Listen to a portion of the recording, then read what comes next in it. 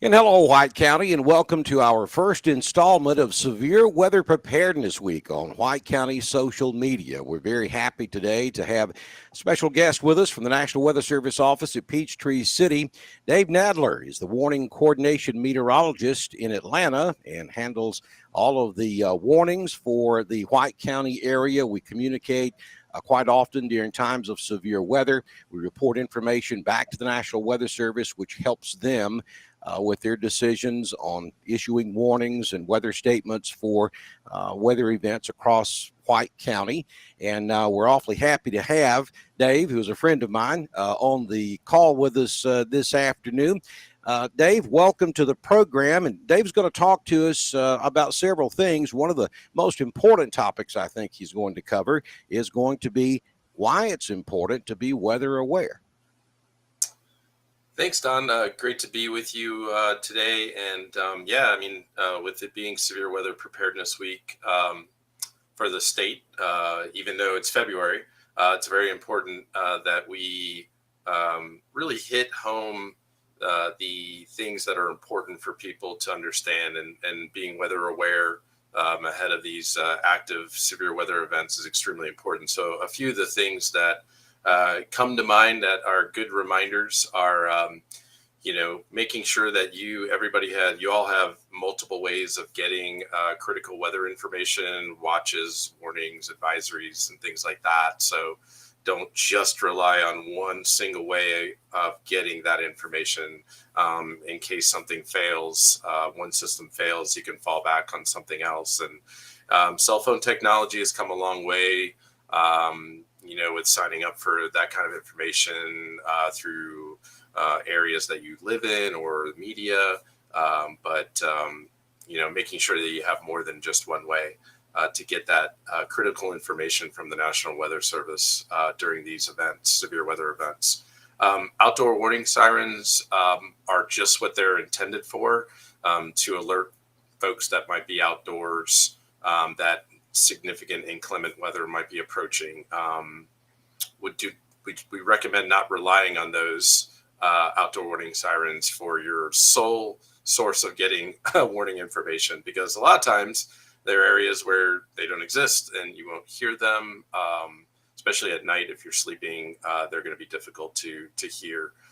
So don't solely rely on those outdoor warning sirens. Again, some counties don't even have them. I think it's important to have just a general understanding of how severe weather works, things that come together.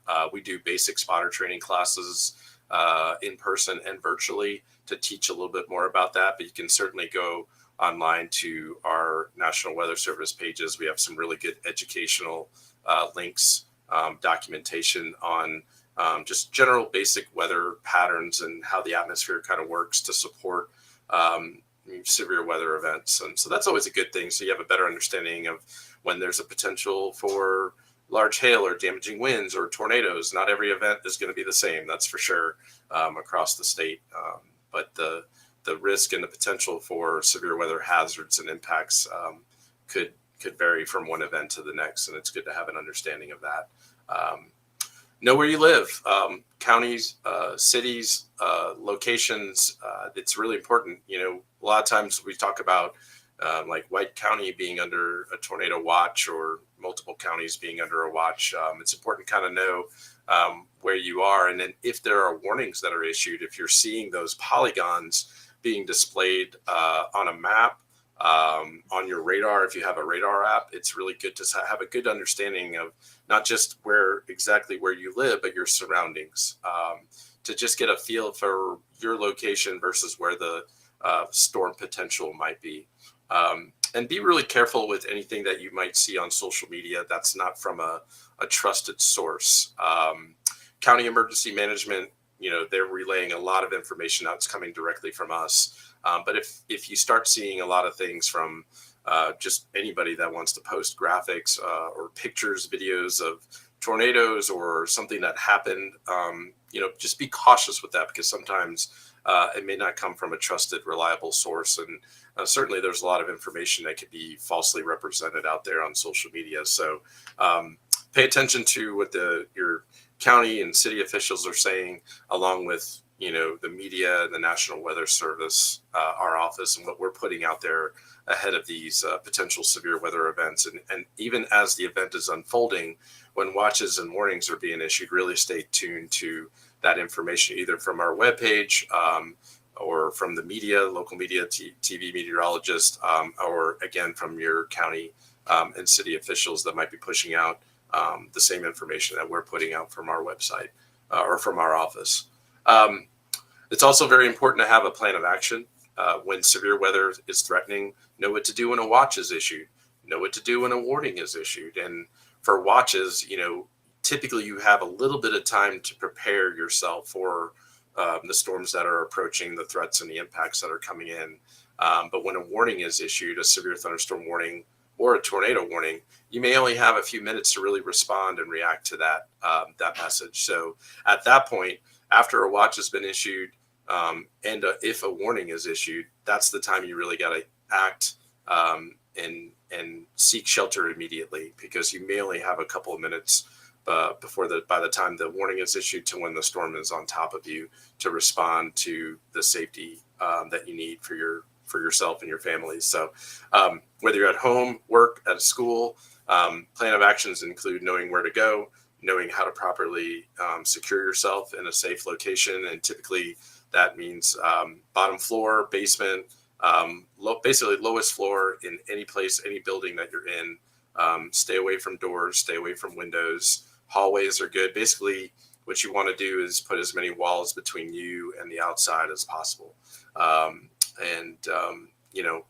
Just stay in that place until the threat is cleared. And hopefully you have that information, whether it's on your phone or weather radios, or somebody is relaying that information to you when there's kind of like an all clear to get out of that safe place. So mobile homes and trailers are not safe because they're just not very well built.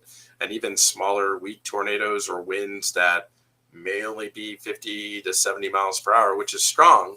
But when you're in a place where you feel like you're secure, like a mobile home might be rolled over by winds that strong, and where a well-built home wouldn't really feel much the effects of 50 to 70 or 80 mile per hour winds. So if you're in a mobile home or in a trailer, that's, hopefully you have enough time a few hours ahead of when the event is approaching to get yourself maybe to a safer location before the storms actually roll in. And, lastly, we talk about, Don mentioned reporting severe weather, that real-time information that we can get from the field, from folks that are out there, kind of seeing what's happening, maybe potential damage that's occurred with the storm. All that information is really important to us and what we put in our warnings that might be downstream as the storms continue to move across the area. So, you could go to our webpage, weather.gov/FFC, which is our Peachtree City, Atlanta page, and we have instructions on ways that you can get real-time information to us, storm information, storm reports that we can use in our future warning decision making, and also stuff that we can put out there for others to know that, hey, this storm has a history of producing damaging winds or large hail or tornadoes. So all that information is very important for us in operations in a real-time fashion. And there are different ways that you can reach out to us, and even connecting through your city or county emergency management is extremely important, because we have a real direct, close connection with each of the 96 counties that we serve in North and Central Georgia. And that includes White County, obviously. So there's just a few things. Hopefully, I know it'll be reiterated through the week, and hopefully everybody has a good idea of how to prepare properly for severe weather season as we head through the end of the winter and into the spring months this year and every year. So I'll turn it back over to you, Don, if you have anything else that you want to look at or talk about. No, Dave, I thought that your presentation was absolutely perfect. I mean, you covered all the things that I wanted to talk about on our day one of Severe Weather Preparedness Week here in White County. And again, I'll reiterate the importance, too, of the great relationship we have with the National Weather Service. General public doesn't quite understand, I don't think, most people don't anyway, that the entire United States is broken up into multiple different zones and areas, and there's a different weather service that covers those different areas. White County is in the extreme northeast quadrant of the National Weather Service Office, Peachtree City's warning service area. And so we're pretty good ways away from you guys down there in Peachtree City. So it's very important that we continually communicate with you guys through multiple different platforms, especially during times of severe weather. I mean, there's literally been times where I've been standing knee deep in water in Helen, Georgia, talking to Dave, and he makes the decision based off of what I'm telling him to issue a flood warning for the Chattahoochee River there in Helen. So, I mean, that's just one example of how we communicate during times of severe weather, and it does exactly what Dave just said. It helps those downstream and helps get the word out there to folks to be safe during severe weather, because quite so often people are injured or lives are lost during times of severe weather needlessly because they just simply didn't know what was going on around them. So kudos to the National Weather Service down there in Peachtree City. Couldn't ask for a better relationship with the guys and gals there at the Weather Service. We greatly appreciate them. So I have two questions for you before we let you go. Dave, it's an El Nino year, which changes the weather pattern a little bit. And so the two most important questions I think we have at the moment, because this is what I hear from the general public. Number one, is it going to snow before February is over? And number two, in a more serious question, does an El Nino year increase the likelihood of severe weather in the spring? Yeah, Don, those are great questions. The first question about the snow, I would say that the chances are still there. With El Nino patterns, typically the southern stream jet, the subtropical jet, is more active. And in the winter months, which includes February and even into early March, all we need is one of those systems to come out of the Gulf of Mexico to interact with the colder air that might be in place, which the timing of that is always challenging. But if that comes together, the risk for snow or ice is there. And I would say, going, through February and into early March, we still got a few weeks to go, certainly, to where things can come together to support a winter storm. So we're still, we're not out of the woods for that. And for those snow lovers, I know there's probably not a lot of ice lovers with like freezing rain. We can certainly get those events when we get that cold air damming on the east side of the Appalachians. But yeah, the possibility just definitely remains over the next few weeks. We'll just see how things evolve. And your other question about severe weather with El Nino, typically it's up and down. We actually, looking back over the last 50 to 60 years, it's La Nina events that support more widespread extreme, like, tornado events and severe weather events. But there's certainly been, El Nino years like 98 was a big, spring severe weather outbreak. After the 2010, 2011 winter, we had one of the largest outbreaks in the history of the United States with the April 26th and 27th super tornado outbreak that affected Mississippi, Alabama, Tennessee, and parts of Georgia.